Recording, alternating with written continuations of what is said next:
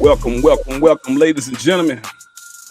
It's Jesus Hawthorne. I'd like to welcome y'all to Talk That Talk 254. Y'all are going to love this. Man, I got some outstanding gentlemen that I had the pleasure of interviewing for tonight. Uh, when we're talking about life changers, these are individuals who are motivated to pour into the youth, pour into the fellow men, to help everybody rise to the next level. Um, the, these are the authors of this outstanding book that everybody needs to get. It's called the Pathway for Coaches. The Pathway for Coaches, Volume One. The first person that I want to introduce to y'all is Coach Jacinto. How you doing, Coach? I'm doing fine. And, thanks for having us All on. right. Hey, no problem. Then we have Coach Baker. How you doing, Coach? Hey, I'm great, man. Again, just like Coach said, thank you so much for having us. Been looking forward to this. Hey, no problem. Then we got Coach Martinez. Hey, how's it going? And again, like the other two guys already said, really appreciate the opportunity to be on and just kind of share with you guys our experience. Awesome. But last but not least, then we got Coach Torres. How you doing, Coach? I'm good, man. Again, like they said, I'm just reiterate backdoor that. Appreciate the opportunity to be on, talk with you guys, and just tell you our stories a little bit.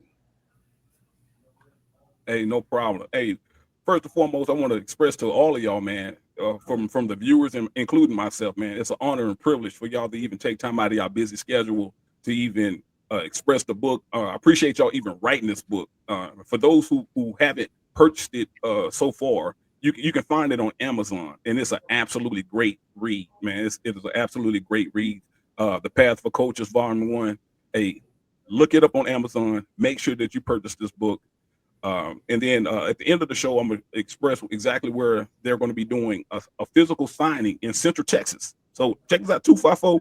Support those that support you. It's going to be in two different locations. I'm going to talk about that towards the end of the show. So make sure that you pay attention and you take notes and that you actually be there. So we're going to start this interview first. What I'm going to call the lead mentor, the lead of the wisdom, man, Coach Jacinto. Could you go ahead and break down who you are and who are you and are your parents? Okay, yes, I'm Armando Jacinto. Currently, I'm a retired former athletic director, coach, and teacher. I born and raised in Waco and did my first 21 years at University Middle and High School. After that, transitioned to a defensive coordinator position and became the head football coach at Travis High School in Austin ISD in 2013. Uh, 2007. I'm sorry. And then I was there for 7 years, and then I transitioned to Spring ISD, where I became the assistant athletic director in 2013, and then in 2019 became the athletic director, and in 2022 I retired and moved back to Waco, where my family's at, and I've been here since been back since August, and still been kind of staying in the loop by networking, mentoring some coaches who are looking for help to become better people and coaches, and helping them with their hopefully to reach their aspirations and elevating to the coaching profession. Working on this is a second book with Coach Baker. Also go around and I speak. I've been speaking to different staffs. So in fact, I talked to Coach to Cy-Fair ISD to their leadership symposium that they have Monday night real well. So those are things I'm doing right now, along with just spending some time making up lost time with my wife, because both of us were coaches, and now get to spend a lot more time with each other and with our families, and still going to watch games, and also doing some games on Texan Live as well, and also doing training some athletes as well. So kind of staying still busy, but still keeping enough free time, because I'm starting to enjoy this freedom. So that's kind of where I'm up to now. My parents are Daniel and Linda Jacinto. My mother has passed, though she passed in 2014. My father is still currently living, so he's getting up in age, but he's still got a good mind. So hopefully he can continue to live some more years, as long as he's keep his health, and he still has that desire to still be on this earth. Man, that's awesome. That's awesome. Uh, I guess one of my first questions I would like to ask you is, how did you get introduced to American football? Well, I grew up in the boys' club where my grandfather, who ran the boys' club, and I just hung around the boys' club. I mean, 24/7. And Yep. when I just remember when I think I was 6 years old, I started. I played everything. Played football, basketball, baseball. Um, that was the main sports. I swam, just everything that you could do at the boys' club. Swam, shot pool, did foosball, ping pong. I was state ping pong champion when I was 12 years old. So that's kind of what got me Wow. involved in it. And just and I just liked it, and I liked everything. I just loved playing everything, Oh, and that's where I was introduced to it, and I really loved it. And I mean, I loved all sports, but yep. as I got older, my passion became, even though I continued playing with multi-sport athlete, was basketball, and that's really where Okay. I found my really what I just took more liking to than the others, even though I love them all, but that's just one that kind Yeah. of stood out Kind and of leaning towards that wound one. up, Okay. wound up So following that when did path you know? into. I apologize. When did you know that? You know what? I like this so much that I'm ready to become a coach. Like this is about to become my profession. When did that hit you? Well, being and because on my mom's side of the family, they were educators, and I had an uncle that was a coach at University High School. But when I was Okay. getting to my senior year, fixing to graduate, my coach, my high school basketball coach, Coach Freely, he asked me what I was going to major in, and I was going to go play ball in college, and I said I'm going to do business. I don't know why, and it's not like I had some big plan that I was going to open this business or and I was going to make all this money. Yeah. I just said it. And he Yeah. said, you know what? He said, you are a good leader. You're a great leader. And you need to be a coach. And from Awesome. that's what took that. So when I started enrolling in school and start taking classes, I went through that path. But he also told me that make sure you get a second teaching field because you're going to have to teach. And most likely, you being a newcomer, you ain't going to get in PE. So something Yeah. else that you like, whatever subject you like that you think you would like to teach. And Yeah. so I majored in PE, but I minored in history. And that's most of the time in the classroom. That's what I did. I taught history, some form of history, geography, uh, uh, Texas history, economics. So that covers that whole realm. Got it. When I was teaching in the classroom, and that's kind of what took me down my path of coaching. And I'm indebted to him because no, I know I'd have been successful no matter what I've done, but I don't know if I'd have been happy. And because of that, I've been able to foster relationships like all the people on this screen, along with others, and it's opened up opportunities for me to do the things I do now. I mean, to be an athletic director, be a head football coach. I appeared in a commercial, writing books. I mean, just all those things like that. Was I've been offered those opportunities because of being around great people, and if that success that we were able to achieve it because first I had great coaches with me, but also we had great players like the guys on here that I did coach and mentor. And because of without them, I would not be able to achieve nothing compared without them. Because you got to have great coaches that coach with you. You also have Oh, great. You got to have great players because great players make great coaches. So that's kind of where my path took me through my coaching. I mean, like I said, I'm awesome. indebted to Awesome. Coach Freely. All right. Awesome. So being of a Hispanic descent, what were some of the challenges that you may have ran across as a player and as a coach that maybe initially you wasn't prepared for? I really didn't feel him as a player.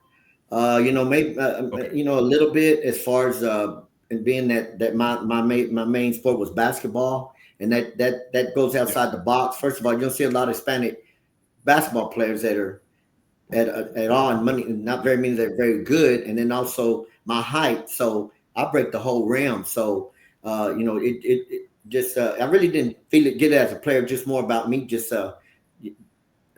going making up for my what I was born with. And I'm talking about height and the talent you can develop by practicing and doing working and getting better. But just things like that, there was not a lot of pushback and didn't face a lot of that as a player. But as a coach, I did. But it wasn't directly; it was indirectly.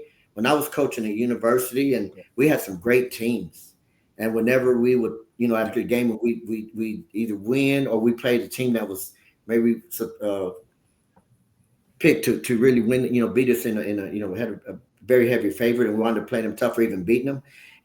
Had coaches not of our color that would say, man, coach, y'all coaches play hard, and your kids are disciplined. And at first I just took it, man, that's great. Thank you, that's a great compliment.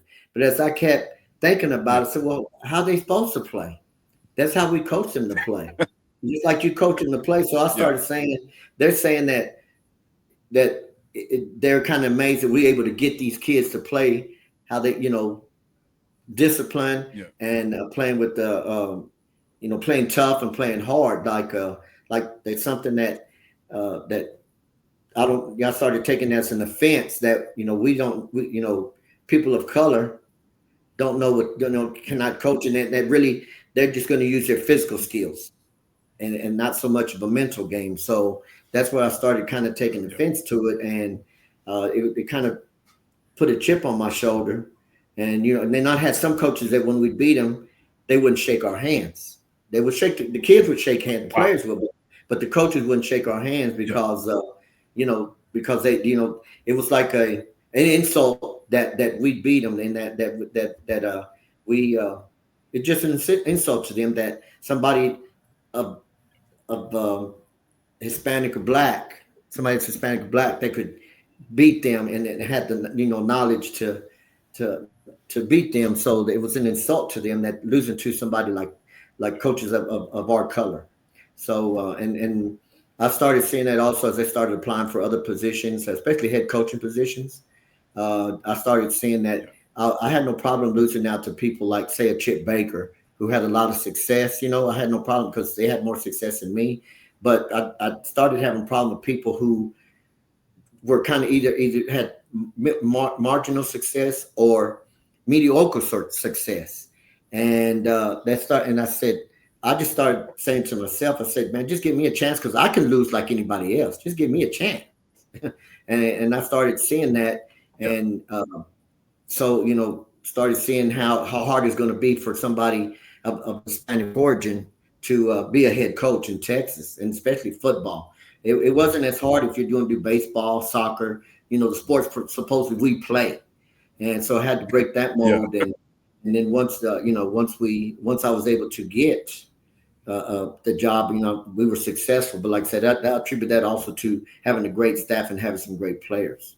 But those are the kind of things. It wasn't so direct, but more indirect. As far as the kind of the partiality that they had to overcome, and and doing that same thing when I was interviewing for different head jobs. Because I don't know if I said in the book, but I went to 25 head coaching interviews before I became a head coach, and that has to take a lot of persistence, perseverance, a lot of grit. And I could have what if I'd have stopped at 24? Absolutely. I know somebody got that job. However, I don't know if they would have had the same impact like I have, been able to have on players and coaches, and also them having an impact on me. Yeah. Now I hear you say that you had access to some great coaches and some great players. Would you like to break it down to the audience of some people that you had dealings with? Well, I mean, it's hundreds, but I mean, as far as just ones that people would know about, you just the first one that comes to mind is LaDainian Tomlinson. You had Wayne Rogers, who played at U of H and played at Detroit Lions, and had Jarrell Freeman, who played with Chicago Bears. In fact, that he went to MHB and was a 2-time D3 Player of the Year. And then he played with Chicago Bears and also with the Indianapolis Colts. Then I had Parrish Cox, who went to Oklahoma State and played played in the Super Bowl with San Francisco when they lost to the Ravens. And also remember that. Denver. And then also had Olin Coleman and Rodney Fowler, who played in the Arena League.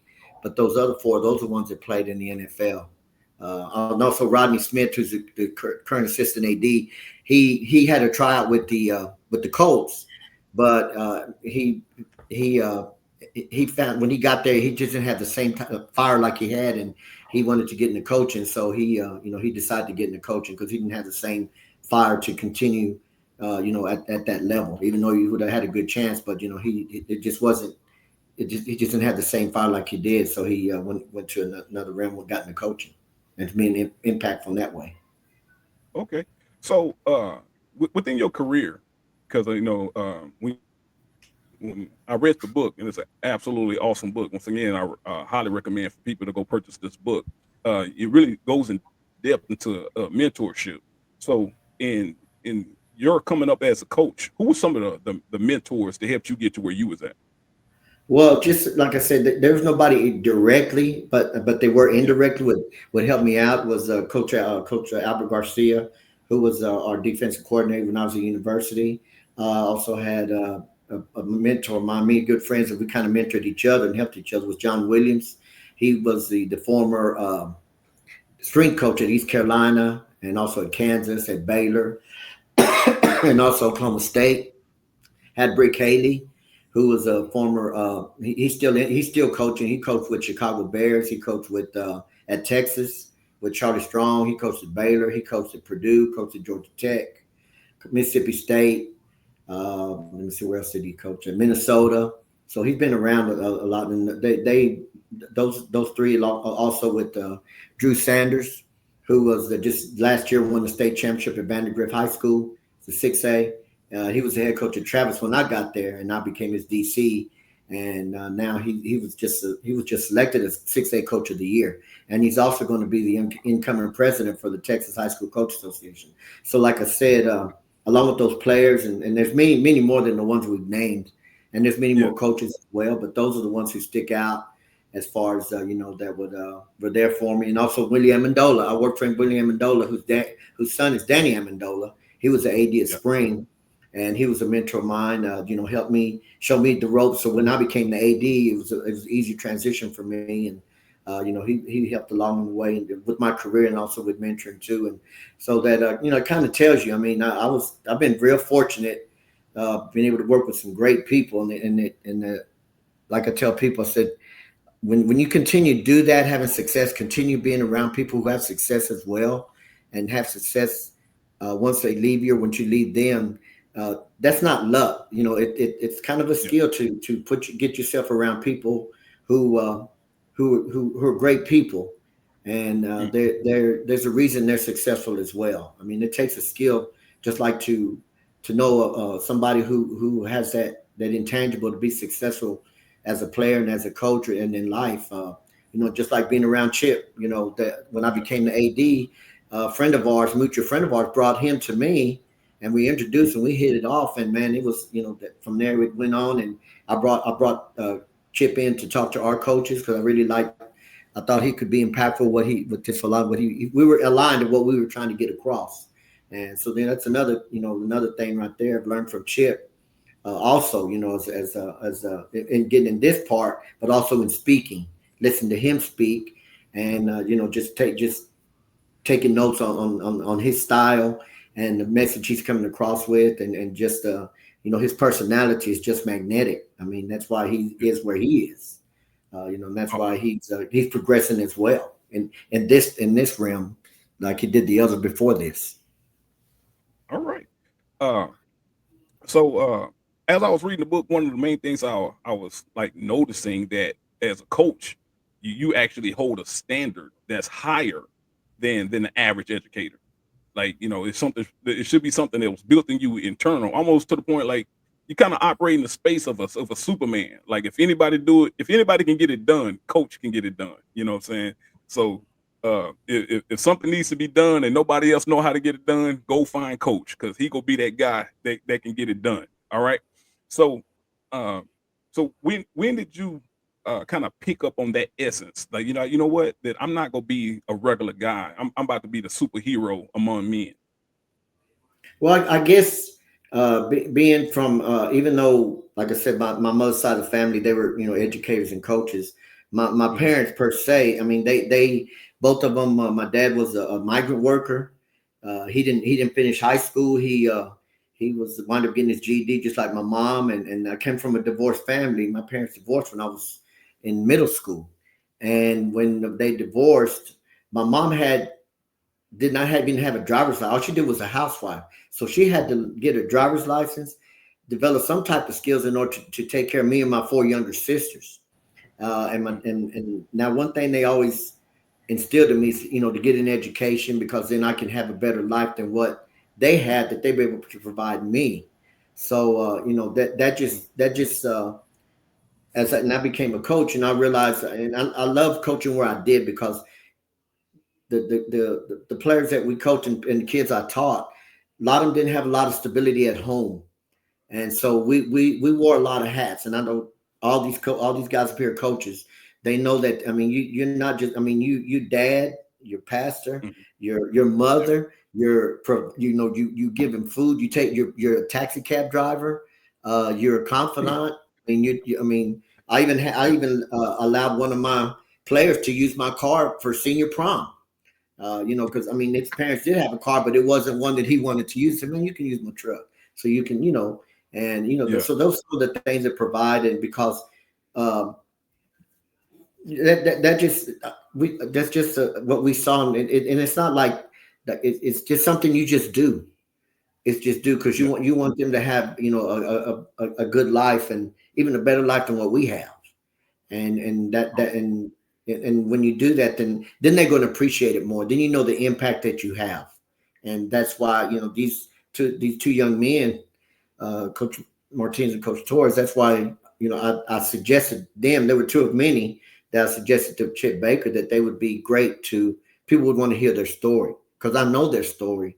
And we're all similar. I mean, we didn't we had what we needed and had a little bit of what we wanted, but we didn't. There was other things that, our parents would never provide, or guardians, but not because they didn't want to. They did the best they can. They did a great job. But Yeah. that's just something that it's something just you just do it. It's not like you said, do I want to do that, or that's what you sign up for. I mean, the practice, that's easy. The X and O's, that's easy. But getting these kids to the field, and the things they have to overcome, and knowing that you're partially responsible for their success, and you're partially responsible for them getting on that field and wanting to be on the field and wanting to do good, then that's where you get the satisfaction at. And you don't look for anything in return. You just would hope for them to pass it forward. That's all. That's Oh, all I would want them to do. awesome. Awesome. Hey, you absolutely kind of like broke that down. And I guess the only message that I would have for somebody that's getting into education and wanting to become a coach, want to become an educator and a coach, understand when you get that whistle, you need to carry the mantra that you're ready to be a superhero, because literally that's what you're going to become to a lot of these kids. And coach absolutely kind of broke that down. He broke that down. You're covering every aspect, man. That's awesome. So we're gonna go ahead and transition to Coach Baker. How you doing, sir? If you don't mind, tell everybody like where you're from and give us like a backdrop of your parents, and if you have any siblings, let's talk about them also. I'm doing great, man. Again, just like we said when we started, thanks so much for having us. It's really cool when someone thinks enough of you to highlight your story. And so, man, we're Yeah. just grateful to be here. But I am Coach Chip Baker. I'm a fourth generation educator, a teacher, former coach. Blessed and fortunate to be raised by some great people, as well as be around some awesome folks to learn from in my career. And just a little bit about me. I'm in my 26th year of education. I coached for 20 of those years. And about 9 years ago, started my YouTube channel and podcast, The Success Chronicles. And what I do is just interview people from all walks of life and share their stories for positive inspiration and motivation. A couple years after that, started writing books. I've written a few of those, and few of those have been bestsellers. Man, truly grateful for that, because where I'm from, I ain't grew up around people that wrote books. So it's, to me, just like a real book. Like you look in the thing and Yeah. it's an ISBN number, like for real. Hey, Right. hey, well, you know what? This a great opportunity for you to kind of Yeah. give us some of the titles of some of the books, so people can jump Yeah. on Amazon or Yeah. go, Yeah. you know.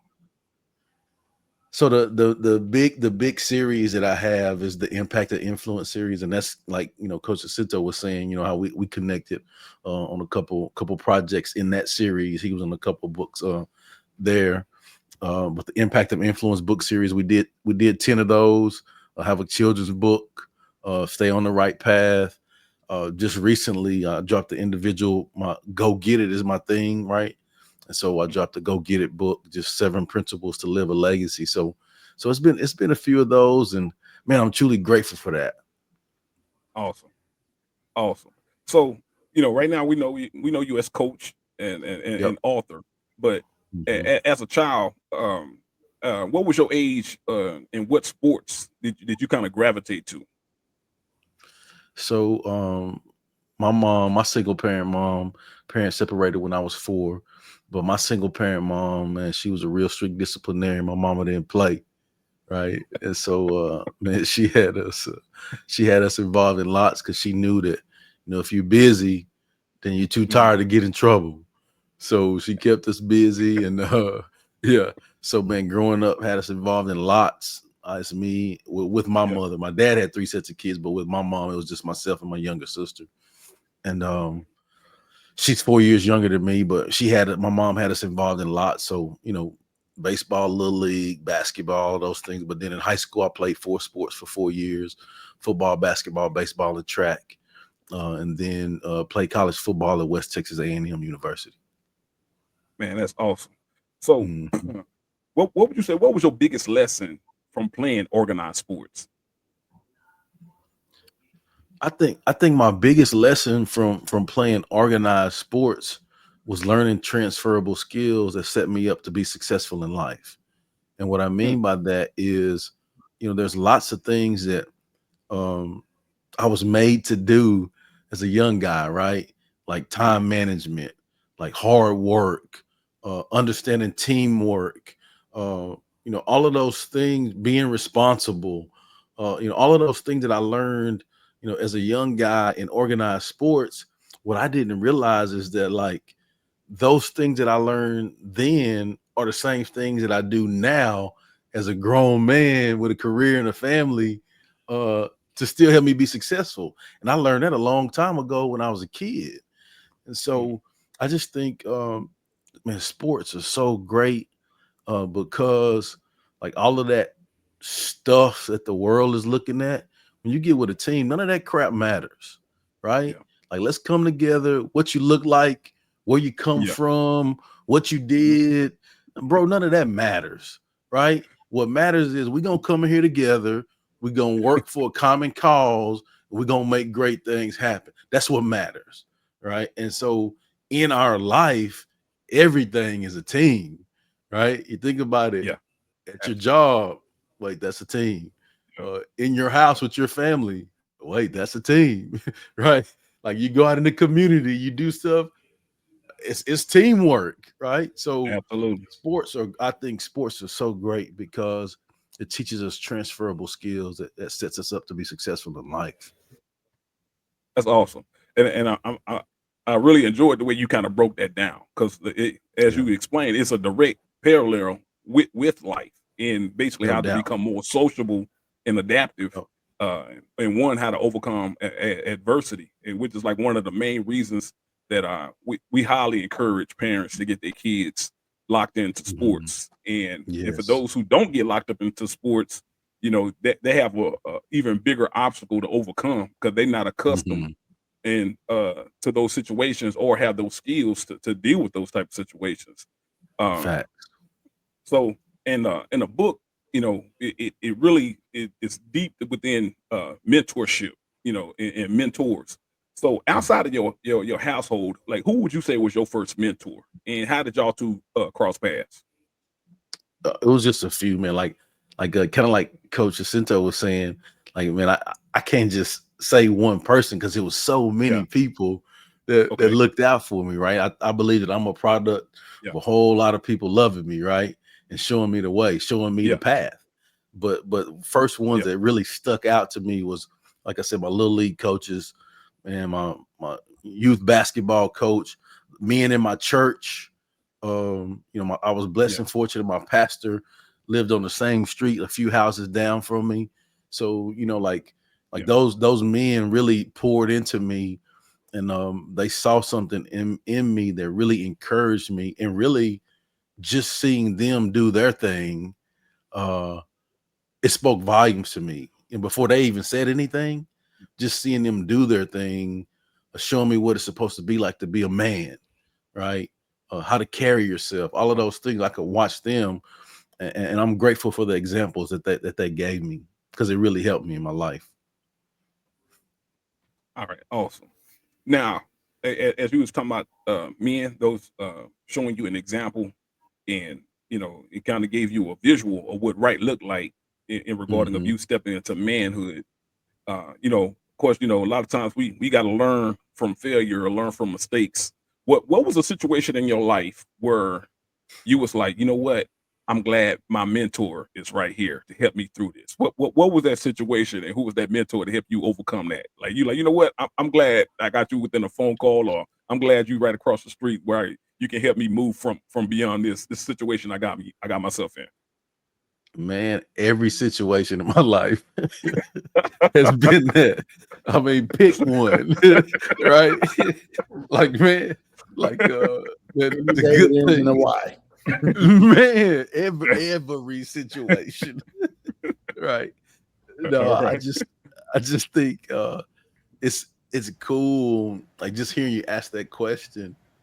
Like, I was just thinking, like, it made me think about like the process of growth in our life, right? Like, every Okay. step of the way, we have to have people around us to pour into us and say, hey, Chip, man, you may want to go to the right when you get to this, and not go to the left, because you go to the left, it's a big hole right there, bro. Watch out for that, you know. Or like in college, Yeah. you know, some of the cats that I play with, like, hey, you know, this is how you get to, like, I've never been to this campus. This campus is 9 hours away from my hometown. Just how to get to the class. Like, show me where I'm supposed to go for Yeah. class. You know, just things like Yeah. that. And you know, guys that, like, when I was a younger guy working out with older guys that were in college, you know, and I could ask them, man, what is college like? You know, like, Yeah. what is to be a football player? Like, what is that? What do y'all have to do? Like, and they, you know, them being able to tell me, man, it's the hardest thing you ever do in your life, but you can do it. And like, hearing those things from John Davis and my homeboy Gig, right? Like Yeah. even to this day, when I face challenges, I hear that in my head. It's the hardest thing you ever do in your life, but you can do it. And so, Mm. just having people in your life to believe in you, to help push you through those things, but not just say that to you, but now when you're in those challenges, they're reaching out to you to check on you, to make sure that you're good. Oh man, that's a big blessing, to have that. And so, man, again, I can't slight just like one person, because it's been so many people that have helped me throughout my life. And so, again, I'll just go back and say I'm grateful for that, man, and I don't take it lightly at all. Which Man, which that's is why I'm awesome, man. passionate That's about doing awesome. that for others, because I know what it feels like. Yeah. You know, like, I know what it feels like to receive Yeah. that. So any chance I get, man, I'm trying to help, because I know it's been a whole lot of people that have helped Yeah. me. Man, that's awesome. Now, Yeah. as I was reading a book, it was a particular quote that kind of stood out, and it was a Denzel Washington quote that y'all Hmm. selected to put in the book. It was like, "Show me a successful individual, and I'll show you someone who has a real positive influence in his or her life. And I don't care what you do for a living. If you do it well, I'm sure it was someone cheering you on and showing you a way, a mentor. So, in this stage in your life, uh, could you break down who would you say was your first mentee? Somebody that you was able to, like, you know what, I was able to pour back into them. And just really just younger coaches that I was able to be around in the profession. Um, you know, I was blessed. For a while, I was an O-line coach, head powerlifting coach, plus special teams coordinator at Conroe High School for like 12 years of my career. And within that time period, had a desk between two guys, and both of those guys coached for almost 40 years, you know, ended up coaching. So they had gone through some life things. And so I was able to, you know, one of the guys led FCA, right? So just great men that I was able to learn Yeah. from daily, about, how to treat, people, when you had this situation, coach, what'd you do with this? Or even if I didn't ask for it, I could watch them, right? Or they saw something in me that I didn't see in myself. They say, hey, I'm going to teach you how to do this because eventually you're going to be doing this. And they were right. When I became a head coach, yeah, I had to do that, right? But Yeah. it just, when I had the opportunity to have guys to come around me and I saw some things in them, as far as I think the main things like time management, you getting in the coaching, you don't know that, like, bro, you better learn how to manage your time, and communicate with your family and let them know you're going to be gone. Make sure your wife know our schedule, right? Like, let Most her know, definitely. because man, you about to be gone, and you'll need that Yeah. support, and you don't need nobody to be tripping and be worried about all of that, right? 100. So it's your job to make sure that you communicate if you want to keep that girl. Yeah. You know what I'm saying? Yeah. If you want to keep your family together, bro, you better. You better. And I'm older, so like I'm back to like Yeah. the paper schedule on the fridge with the magnet. That's me, right? Now they got the shared calendars and all of that stuff. Right? I don't know, bro. Yeah. Like, Yeah. but just little You things kept like it old that. school. Yeah, man. That's Paper I'm on, calendar. bro. Like, put the schedule on the fridge with the magnet, right? A picture of your kid Yeah. with a magnet, put it on the fridge, right? Make sure you communicate. Man, and it's crazy, like really, like it's funny, but like really, that's a serious thing. Like I've seen so many people lose relationships because they don't communicate well, and the spouse don't really realize that, like, man, during the season we work 7 days a week. I mean, when my son was young, I put him to sleep Wednesday night, and I wouldn't see him awake till like Saturday at 1 or 2 during the season. And like people don't know that, right? People don't know that unless you are in it. And so you have to make sure that you communicate. And so I really just have tried to pour into those people and just give them heads up, man. Some of those younger guys I've been blessed and fortunate to be around. And it's really cool because some of them have said to me, man, thank you so much for sharing those gems. And like, it's a couple guys that I coached that are now head coaches.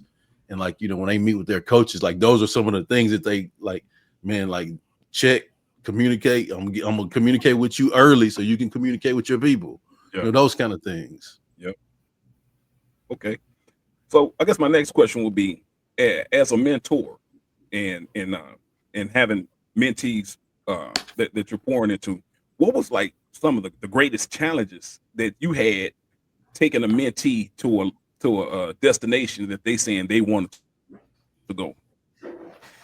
I think the big thing that sticks out to me is just really just getting them to believe and understand that they're capable of bigger and better. So many times we just see ourselves as, sometimes little old me, little old me, I haven't been around, I haven't seen people to do that. Little old me, I haven't experienced that. How you going to experience it if you don't experience it? Yeah. Right. And so it's better, like, get your feet wet, dog. Go in there, try it.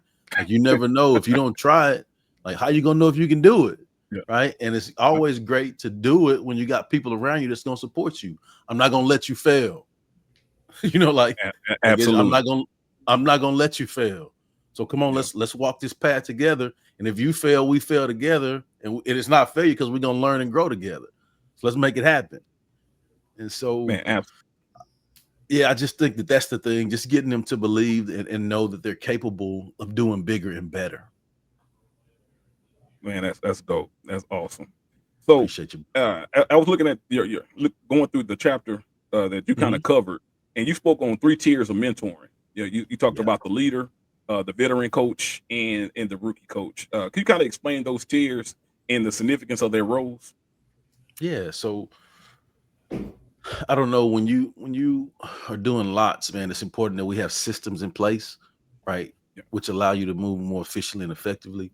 So that's kind of one of the systems that I've strived to like operate in, and I've seen be effective throughout my career as well. Is just 3-tier mentor system, and really you have your leader, which is your higher level, very seasoned guy, has done it, been around, can give you game on the drop of a hat, Coach Jacinto, right? then you have, your veteran coach that's, mid tier, he's seen some things, but not quite the big leadership, but he knows the system of how we operate. Right. So that would be your veteran coach. Okay. And then you have your rookie coach is the third part. And that's the one that's just coming in, your newbie, your rookie. Right. And so you have those three. And I look at it like a triangle of trust. Right. You make a triangle and you have to have all three of those pieces to build trust amongst one another. So there's, you have to have communication as the group with the three. But then there's some things that the leader has to take care of that the rookie don't even need to really be concerned with, because it's over his head, or vice versa. And so that in the intermediate veteran guy needs to be able to communicate with that rookie guy. Hey, this is our system. This is what we do.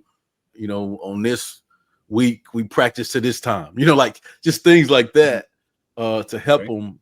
And that 3-tier mentor program is just, I've seen it be great because I've been in all levels of that. And it's really helped me with my growth. All right, awesome.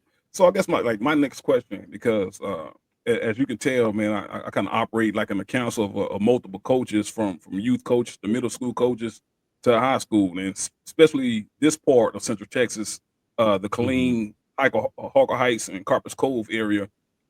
People want to win again in a big way, because winning on to like potentially going to a state level is kind of like falling off. So, and one of the main things that I'm hearing from the youth coaches, they believe is because it's too much of a drop between the youth coaches, and once they get to middle school, and then they have to relearn a whole bunch of stuff in high school. So, in regarding of the system that you're speaking on, who will be responsible to help build up the middle school coaching program from your experience? The first initial answer is the leader. Right. Like if I say I'm the leader, then I'm going to be the leader. I'm going to take the responsibility. Right. If it is to be, it's up to me. Right. But at the end of the day, I can't do it on my own. Right. And so I need help, and it takes people. It takes a team. And just like I said earlier, everything is a team. Right. And so within that, the team is all levels, your little league footballs, to your middle schools, to your freshmen, to your sub-varsity, to your varsity. We're all a team. And so the goal is to have consistency within that. So as the leader, them people that coach them kids, they need to know me. They need to know our system that we run, and it needs to be consistent. So the same verbiage that them guys are learning as little kids, they're going to hear the same thing when they get to varsity, right? Now it's going to be a lot more complex. We're going to be able to do more things and add adjustments and all of those, that kind of stuff. But like the things that when we block, like it's the same combo, like all of that stuff, it's going to be the same. And we're going to have consistency throughout the system and throughout the program. I think that's how you develop that team. And when you can have the consistency like that, it allows you to have the time to build the relationships, which really, that's what's most important. Like when you build those relationships, man, I just prime example, man, I hooked this kid that I coached because I learned his name. I hooked him at our camp when he was in the 5th or 6th grade. Ended up going to our middle, went to our high school, was a great player for us, ended up coaching. Fast forward, man, great relationship with the kid. I was able to help him get a coaching gig when I was a head coach. Of course, went to his wedding when he had his first kid. I was there, like, and that started in the 5th grade for that kid, right? Wow. Now, a year or so ago, he was a manager at a big restaurant here. He gave my son his very first job. Relationships matter. Right. And so like, without going too in deep on anything, I just want to give that analogy because with you asking that question, that's like them kids need to see me in the 5th grade as your head coach. They didn't know Coach Baker. He need to know that he can come talk to me. All right. So like for clarity for the audience and people who will see this video, you're saying at this time you are the high school head coach, and you already was building and established a relationship with somebody at that time that was in the 5th grade, like without a doubt. Like They're like, so that person already understood. I can't wait till I get to Yeah, high he school excited. so I can play Yeah, he ball. excited. Yeah, he can't. I can't Uh-huh. wait. Coach already done came and talked to me. I can't wait. I'm breaking my Yep. neck, making sure I'm ready. So when I get to high school, I'm playing ball for Coach Baker. Man, that's awesome. And I'm telling you, man, awesome. when they got there, I took, because you can only take 11 on the powerlifting team. We took 8 to regionals in powerlifting. Like them jokers, they worked for me, man. Like I used to have to kick them out the weight room. Man, y'all got to go home. You know, coach, we got to get, man, okay, then I guess we'll work some more. You know, but that's what it's like. And it's fun when you can do those things, because you build it, you know, input equals output. What you put into something is what you're going to get out of it. All right. So for all the head coaches that's out there, and for the parents that may be watching this, make sure you share it with the head coach at your school district. Let it be known, hey, you need to come out and start supporting the youth, start supporting the middle school coaches, and start fostering relationships with those kids so they be willing to run through a brick wall before they even get to high school. They can't wait to get there so they can play for you. Man, that's a awesome tidbit that you just dropped. So at this time, man, we're going to go ahead and transition to Coach Torres. How you doing, sir? I'm good. How about yourself, man? I appreciate you letting us come talk to you today. Hey, I appreciate y'all taking time out of y'all extremely busy schedule to share some valuable knowledge, man, with the people. So if you don't mind, go ahead, let everybody know where you from and who are your parents, and if you have any siblings, to go ahead and give them a good shout out. Yeah, so originally from Waco, Texas. So not an uncommon story. Single mom, you know, Marie, she's been my everything, man. I wouldn't be where I am without her. So, you know, single mom, dad in and out of jail. Also name is Ricky, but I'm not a junior. You know, my mom was smart enough to give me last name to get me not in that situational relationship. I'll just say this: he was known by the cops. So we'll just throw that out there. All right. But between those two, you know, I got my brother Jason, who's a year older than me, and then my dad did have other kids that, you know, we have relationships with and consider them brothers and sisters as well. Also, he went the George Foreman route. He named his next one Ricky too. So you know, we got 2 of those, and then another one, Michelle. Awesome.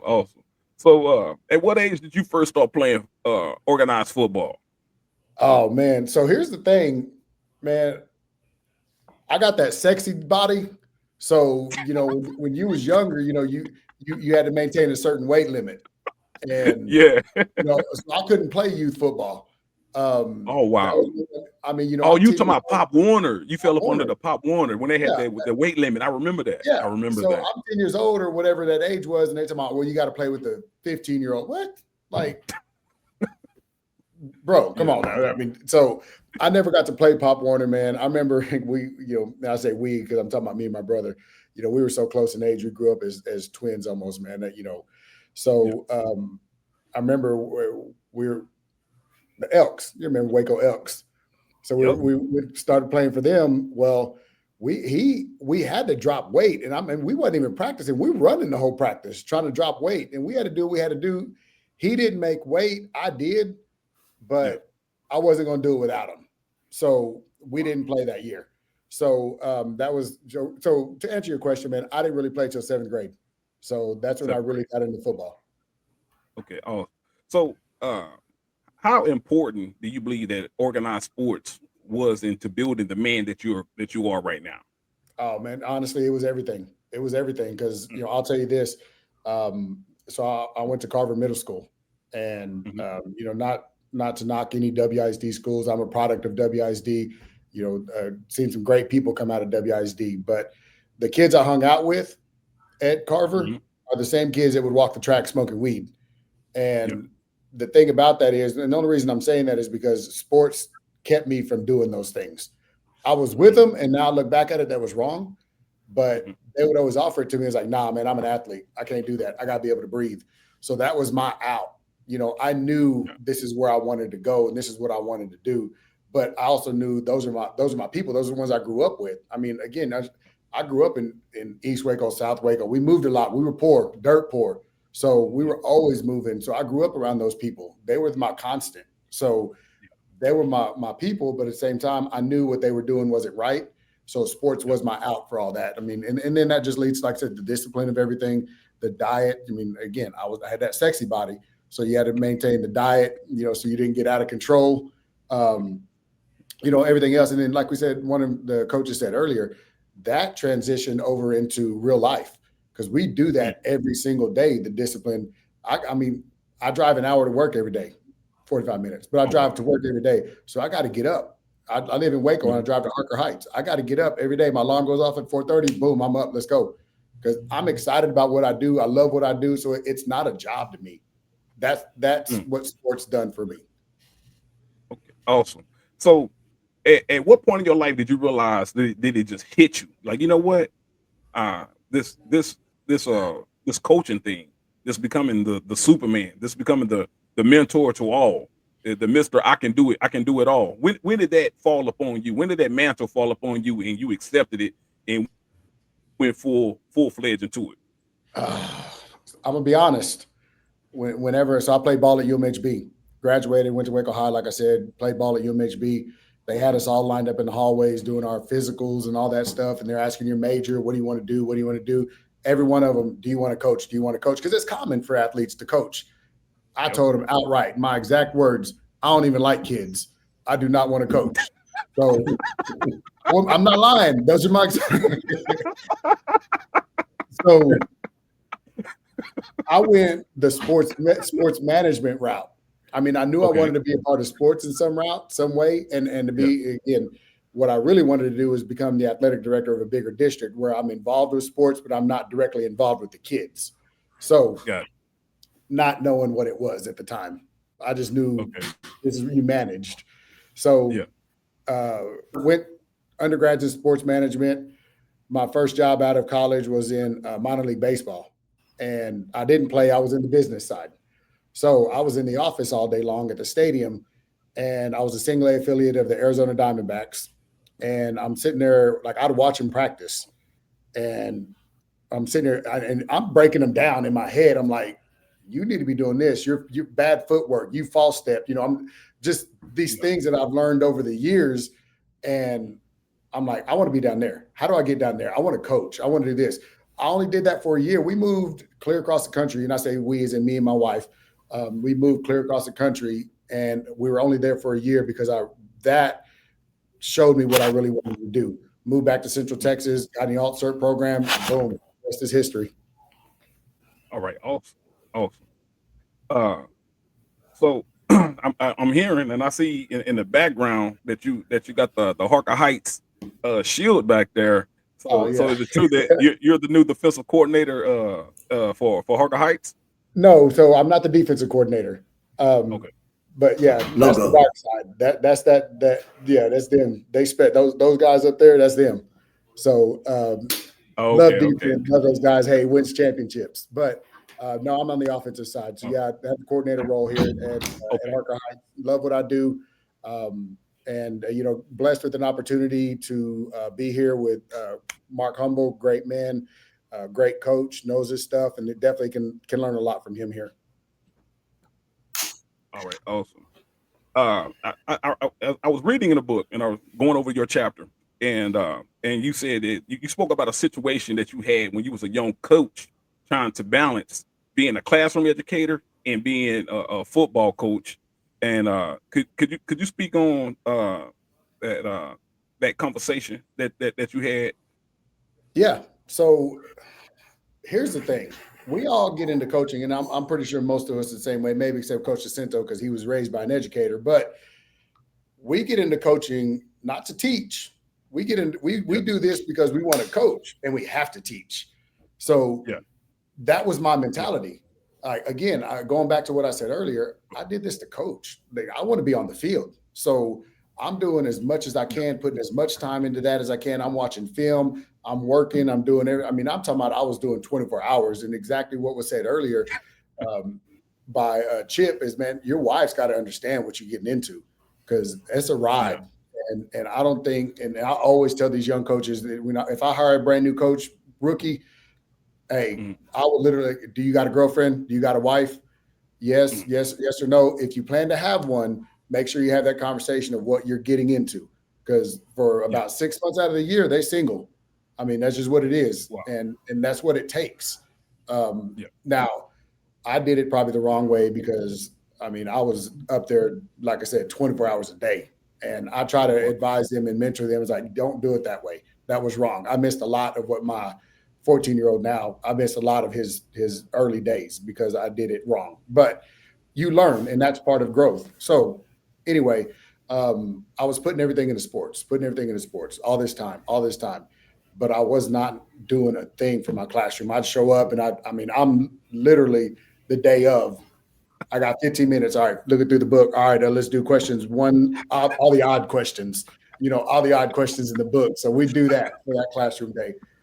Yeah. So principal got on to me and he's like, hey, brought me in the office, got on to me a little bit. And I didn't understand it. I was really like, what are you talking about? My kids are working. And to me, I'm here to keep my kids from not acting a fool. So I was very, we were disciplined. Nobody was acting up. Nothing was, they were working. He's like, but you're not engaging them. I didn't even know what that word meant.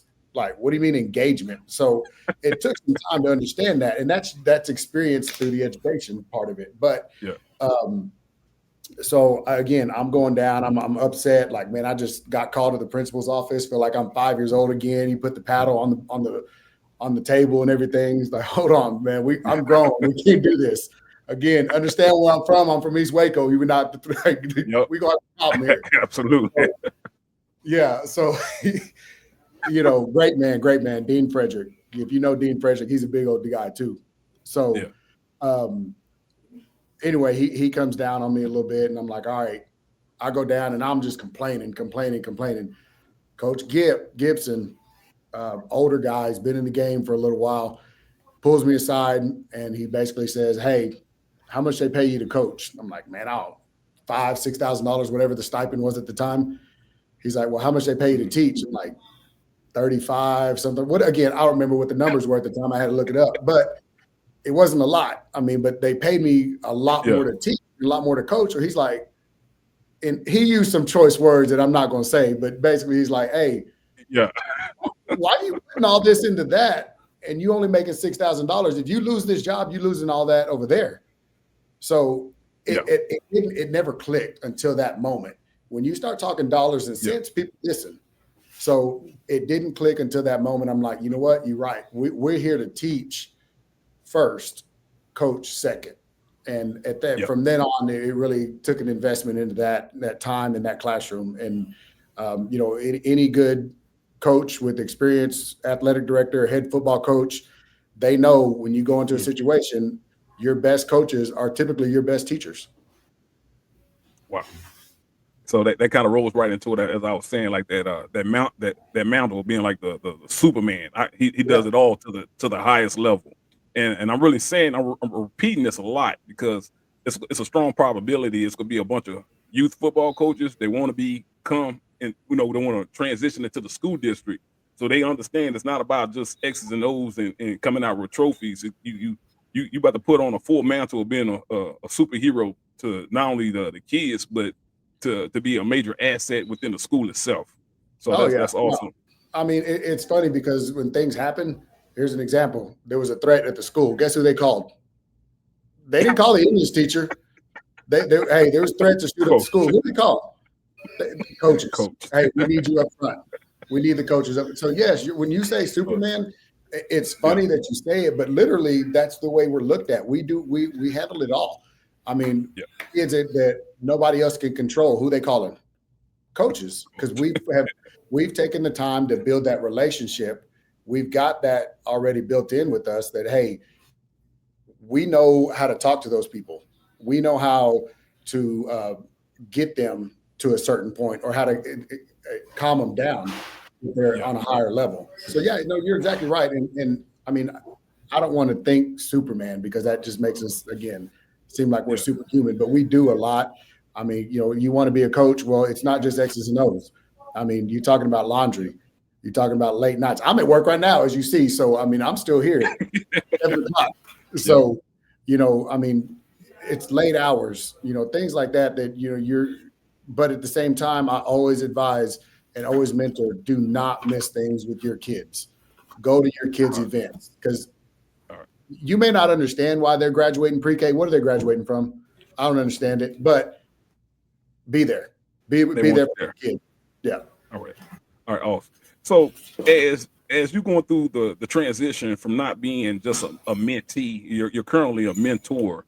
So as you to move to the mentor side of your profession, what's the biggest wow moment that you done had since now you have became a mentor that maybe at that time you wasn't prepared for? Oh man. So I don't know if there was truly a wow moment. I think, when I first became a head coach, like 3 years ago. So I'm 3 years. This is my first position outside of a head coach, from the previous 3 years. But I think as a head coach, it's one of those, how many eyes are looking at you, every move you make, all the decisions, the impacts of just that one decision. So yeah, it really does make a difference. Now, the wow moments, like I said, I don't think there was truly a wow moment. I think the thing that you do realize is how much of an impact the little things you do have on certain people. Like, we've all probably got stories that we could tell you, like, you'll run into kids at HEB that you coached from 10 years ago and like, hey, coach, you remember you told me this? No, I don't. But to them, it was a big impactful moment. You're like, wow, man, I guess I'm doing something right. And I don't know what it is. I don't know how to replicate it, but for whatever reason, people are listening, and I'm gonna keep doing that. So again, there's no formula. There's no magic formula. Another example, whenever I was at a certain school that they were having new teacher orientation, and one of the admin comes to me and they're like, hey, do you think you can speak at admin at new teacher orientation and talk to the new teachers about how you do what you do? I'm like, what does that mean? And they're like, well, how do you relate to these kids? I said, look, here's the thing. I can give you a script, word for word, what I say, but if it's not genuine and it's timing, it's body language, the kids know, they know Absolutely. they know if you're true with what you're saying. Yeah. So I can tell you everything word for word what I say, but if it's not in you, it's just not in you. So that's kind of the thing. Like, again, to answer your question, I don't know if there was truly a wow moment. I think it's just we don't work for rewards, but that is our rewards. Whenever kids reach out to you 10, 15, 20 years later, you get invited to their weddings. You see kids now, and I've reached that moment now. So we're talking about the 3-tier things. I don't know. I think I'm in between the experienced and the vet. I think I am. I'm like Joe Vick. I'm not great yet. So, it's coming. Don't worry. Look that way. Let's see. Yeah, I know. Hey. But no, but I still feel young. That's my thing. I still feel young. And I think I can relate to different groups, different ages. And I think that's the biggest thing is, right now I got kids that I coached that are coming in and they're coaches now. And they're reaching out and being I'm being that mentor for them. So that is the biggest thing is like, wow, I guess I made an impact somewhere along the lines. Okay. So with you currently, like you said, in a position of being a mentor, do you currently still have a mentor, and how important is that mentor is being in your life right now? Oh yeah, multiple.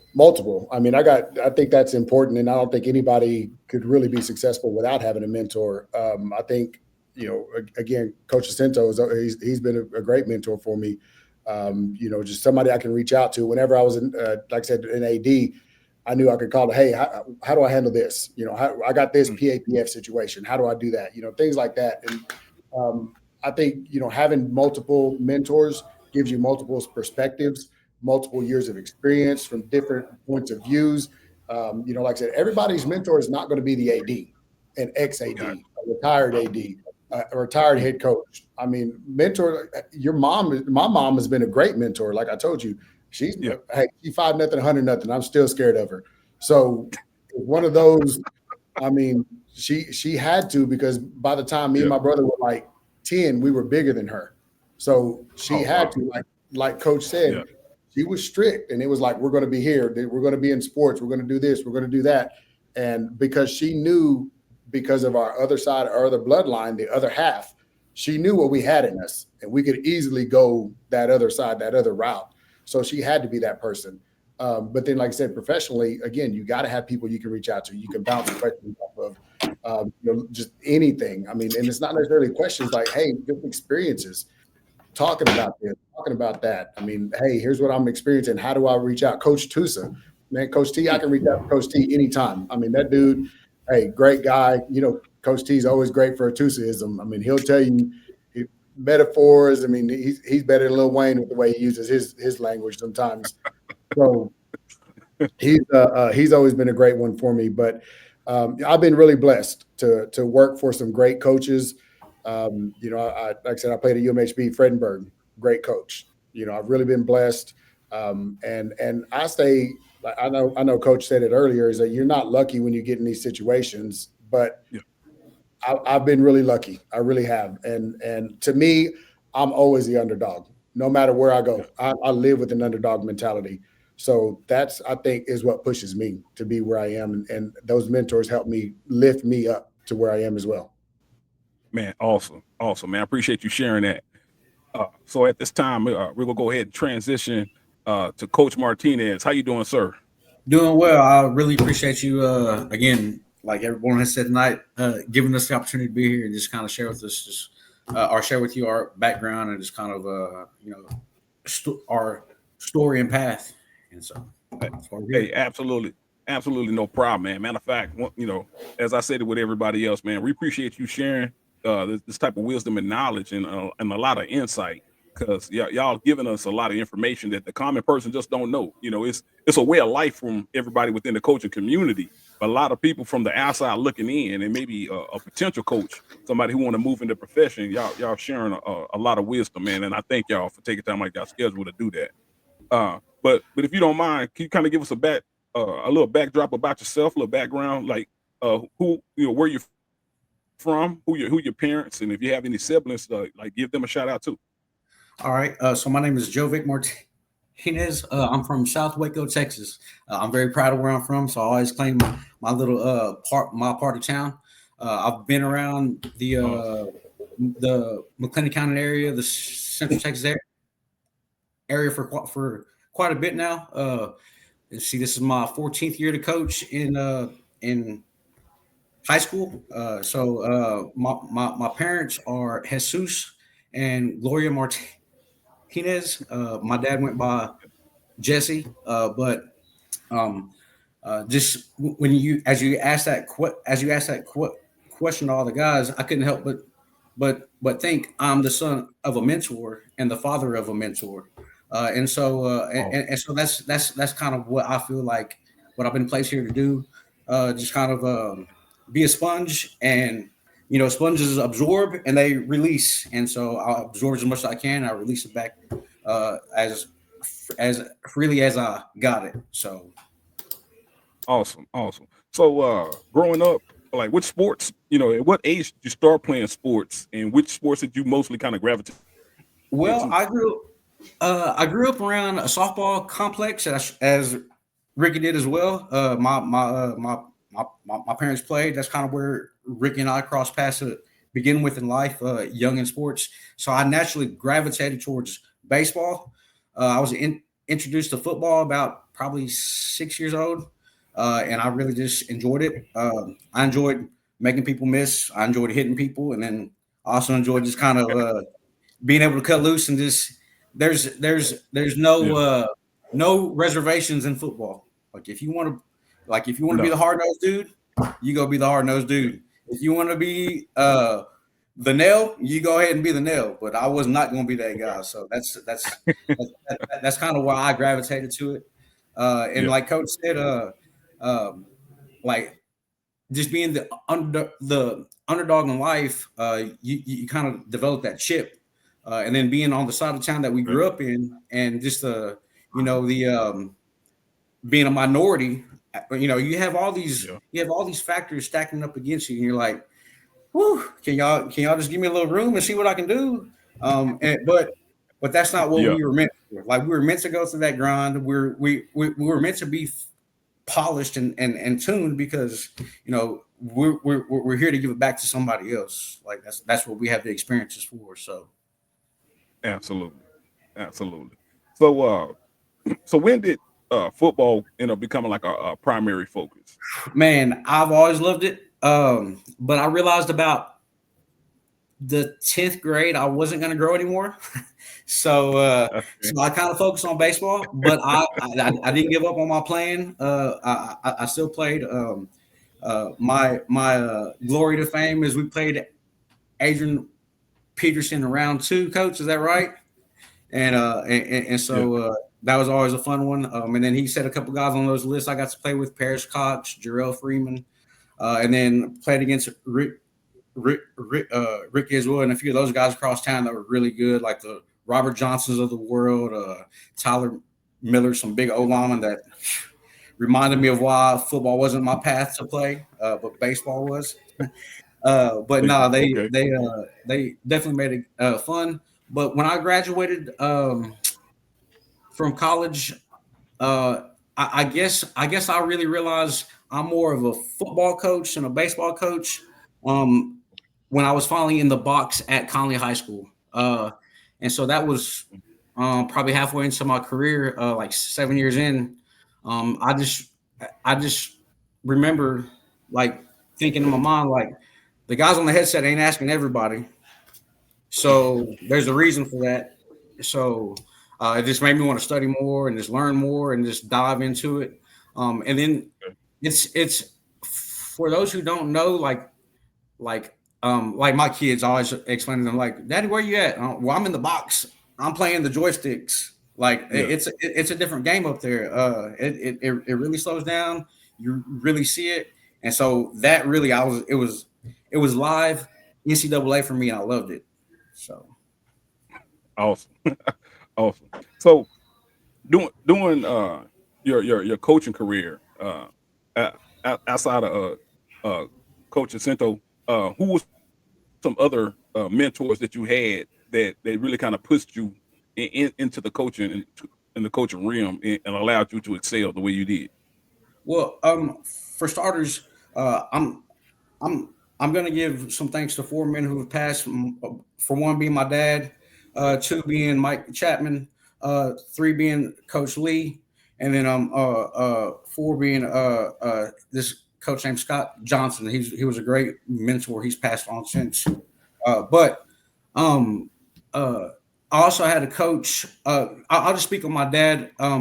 Like you heard Ricky's story and Coach Jacinto's story of the kids that kind of grew up on our side of town or from our walks of life.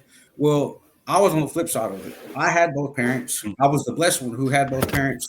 And not that, those who don't have both parents aren't blessed, but I felt very fortunate to have both parents.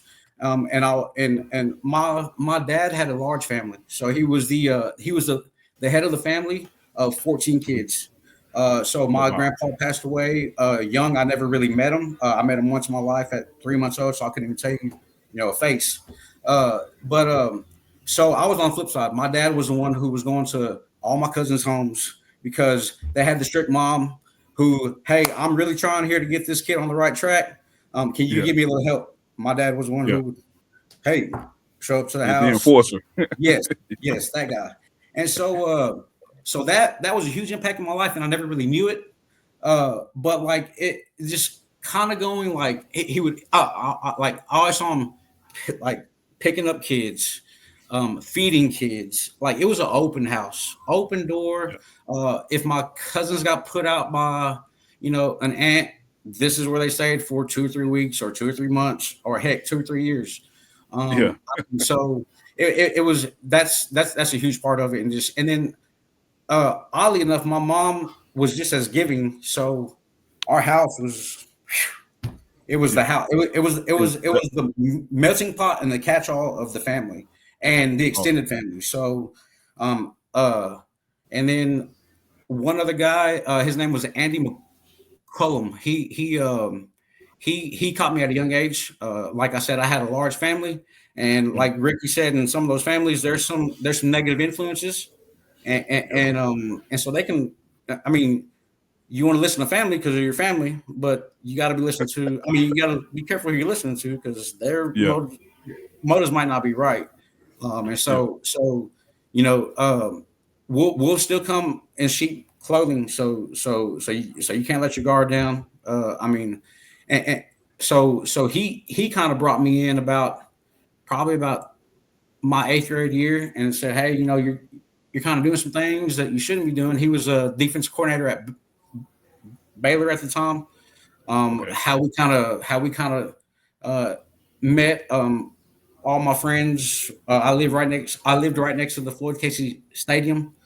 So we were mischievous kids. We do all the breaking and entering, and then we run into the hideout house, which is my house. And so the limitations is up. Right. It's way past. I'm a 40-year-old man. I was 10 back then. We're good. McLennan County Roundup. Here they come. Yeah, we're good. We weren't too late gone. No, so he kind of saw where we would run to, and he just pulled up to the house one day and was like, hey, like, what are y'all doing? Y'all need to stop doing it. And then he kind of, I don't know why he singled me out as you're the one that's going to come. Maybe because I live the closest. But from that day on, man, I was watching linebacker drills and demoing drills.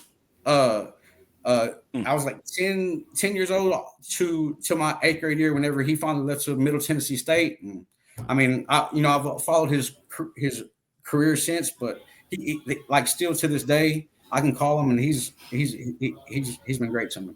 So, and then of course, man, like the legend that's sitting, on the screen as well. Every South Waco kid who's been to that program, can attest to that he's a great mentor and a great man and a great person you want to be like. So. I think I apologize for that. Somebody had some audio interference coming in.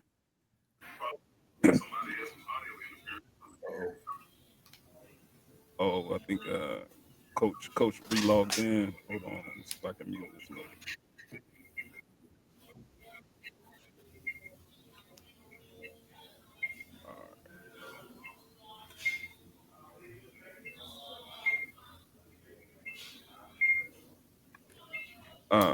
Coach Jacinto, I believe I got you logged in twice. You logged in twice. But all right. As we was going through the book and I was kind of covering your chapter, you spoke on like a biblical principle of the shepherd, not leaving the 99 sheep to go find that one that wandered off. Right. With you being in the position now of being a mentor and maybe dealing with a mentee that is not as receptive of receiving the information, what is some strategies and methods that you use not to harden your heart and make sure that you're ready and available to take that one that's wandered off and bring them back into the fold? This is what I always show kids whenever I talk to them, and this is what I keep in my mind as to why I am even not like why I'm even engaging with the child to begin with, but like I spot it because I got it. And so I really try to empathize with people, not just kids, but with people and just like reading them. So like if you want to problem solve, this is the profession for you. Like you're going to have a world full of problems and they're going to come in all shapes and forms. And so I've really enjoyed that part of it. I guess with that being said, it's just the giving back to them and just seeing them for who they really are. That they're not the problem that they're presenting. They're still the person in front of you. And so sometimes as educators or coaches or parents, we can focus on the problem that we're facing with our child. and we can get completely lost in that. That's a person standing in front of you. And so I just try to keep it in that perspective, because I mean, every coach on the screen knows you don't know what happened the night before. You don't know what happened the morning of. You don't know what happened the class period before, the passing period. There's so many factors that can just change the temperature of the water, that like you have to be prepared for any form of weather at any time. And so that's just being prepared and staying prepared. And it's just, keeping that perspective and that frame of thought. Hey man, that's awesome. That's awesome. So I believe that's all the questions that I have for everybody on the panel. I really appreciate y'all, like I said, sharing this information. But what I would like to do before we end this interview, I want everybody to we're gonna do like a round robin, and for everybody to give their last remarks. So we're gonna bring it back to the same sequence that we kind of started the interview first. So we're gonna start with Coach Jacinto. What will be your last remarks to those who may be paying attention to this interview? Okay. Everybody kind of touched on this and everything they said, but in an indirect way. But I'm just going to put it how I normally leave when I speak to go around speaking to staffs and speaking to coaches and things like that, and also to I always say this to people I mentor, is that make sure that always try to make yourself better by reading, networking, what going on, because all these things are accessible to do with social media as far as watching film, but not just watching football. Your sport. I mean, listen to like for example, Chip Baker's podcast. Those things like that. Those are things that are going to help you to be successful. Yeah, the X's and O's are very important. Technique is important, but if you can't get those young men and young ladies to do what you're trying to teach them and try to get across to them, it doesn't matter, because you're not the one playing. Secondly, get your mentor and someone who will push, would nudge and don't push, and also has no problem if you do better than them. Okay, and then the last thing is, don't seek guidance from somebody who has been to where you want to go, because how can they help you if they haven't been where you want to go? And don't think that you're the only one going through this path, because somebody has already gone through that path. You've got to find them, and so they can give you some guidance on how they navigated the obstacles and issues and concerns as you go out through life and through your career. So those are the things that I would leave with everybody, and that's what's really helped me to progress and also helped me to give back to those who seek guidance from me. All right, awesome, man. Appreciate that. Okay, how about you, Coach Baker? What will be your last remarks?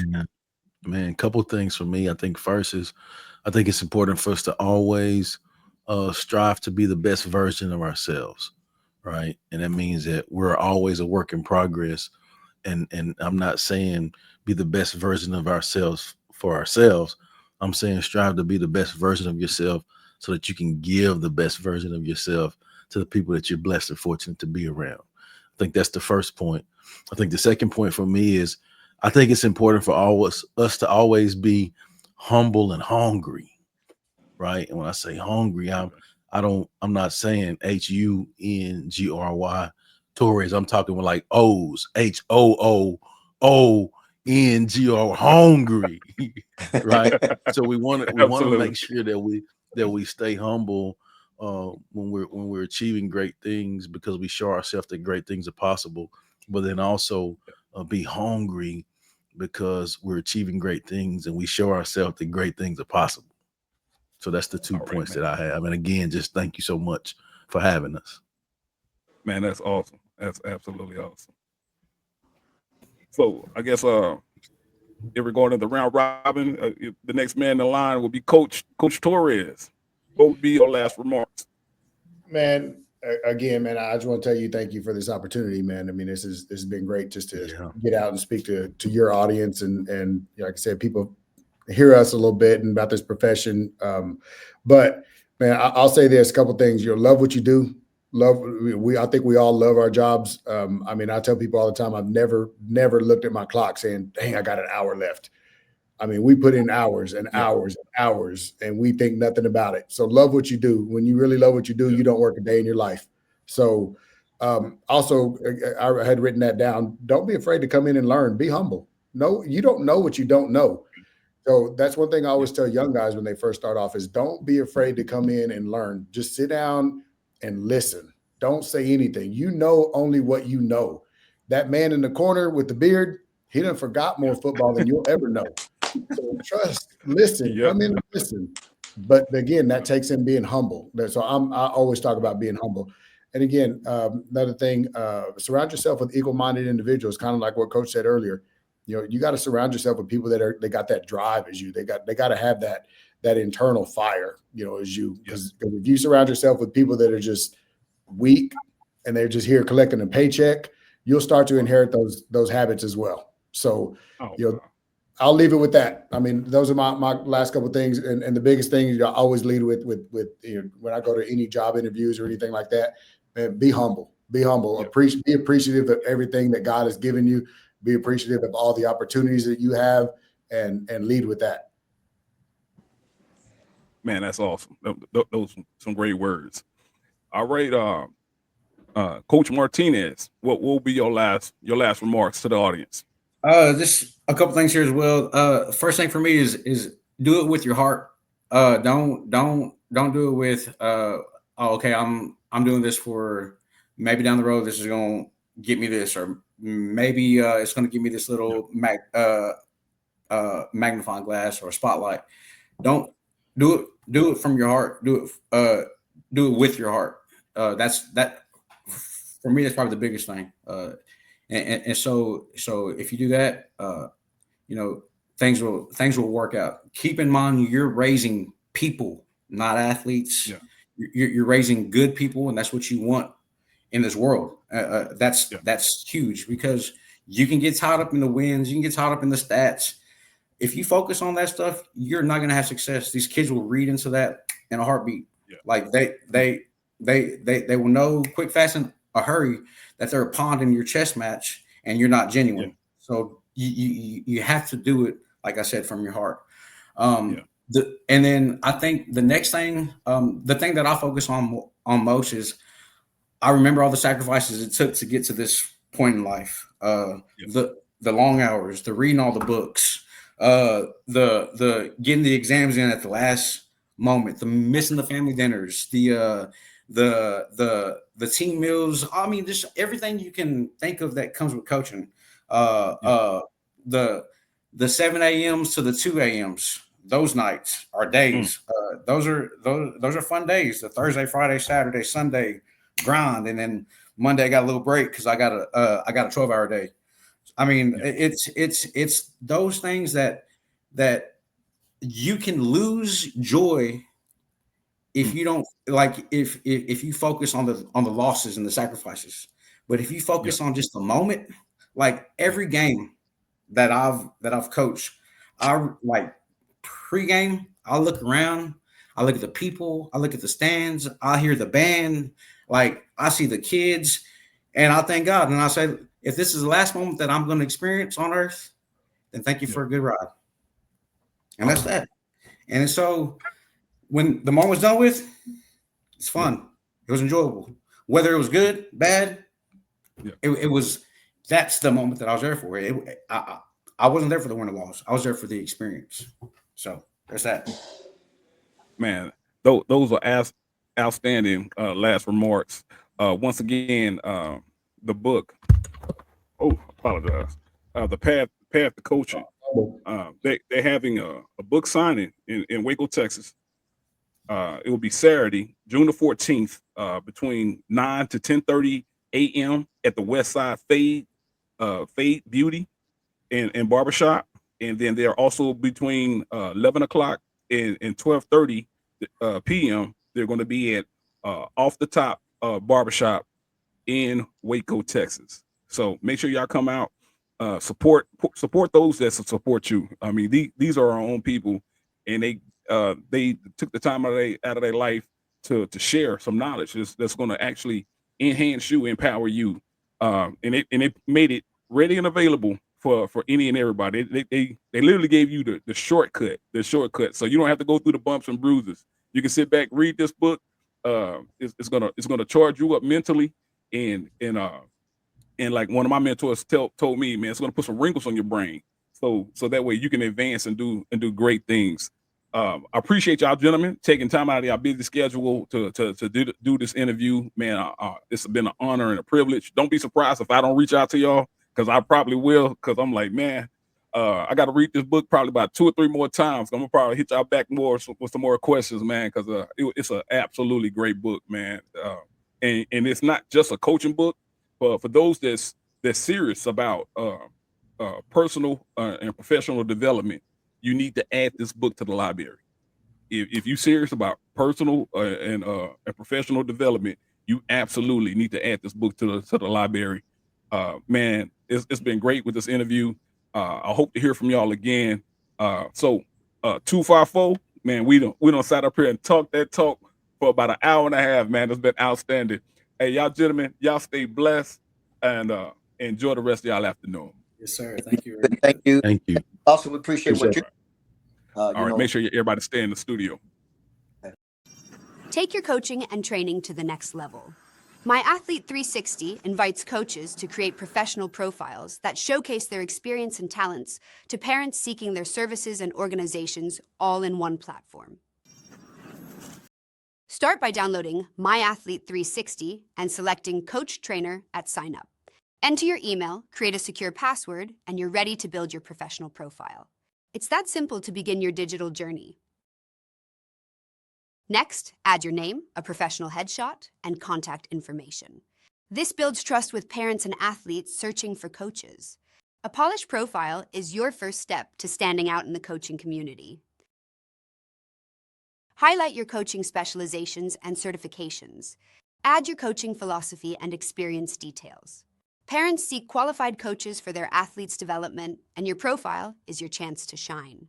The app also features a link tree within the profile that coaches can use to put all of their social media and business website in one place. Remember, your expertise is your selling point. By showcasing your skills and experience, you attract the right athletes and parents who value your unique coaching approach. Set up your training packages, pricing, and availability. My Athlete 360 allows parents to book with trainers and coaches directly through the app, simplifying your business operations. This allows you to focus on developing athletes while the platform handles the rest. Your professional coaching profile is now live. Parents with athletes ready to train and develop can discover you, book your training and coaching services, and communicate directly through the platform. My Athlete 360 handles the business side, so you can focus on what you do best, developing great athletes. Download My Athlete 360 today and elevate your coaching business. Youth organizations with multiple coaches are also encouraged to create profiles. Parents are always actively looking for you. Use the link in the bio to get started. Questions about profile features? Drop them in the comments below. Let's revolutionize your coaching journey together.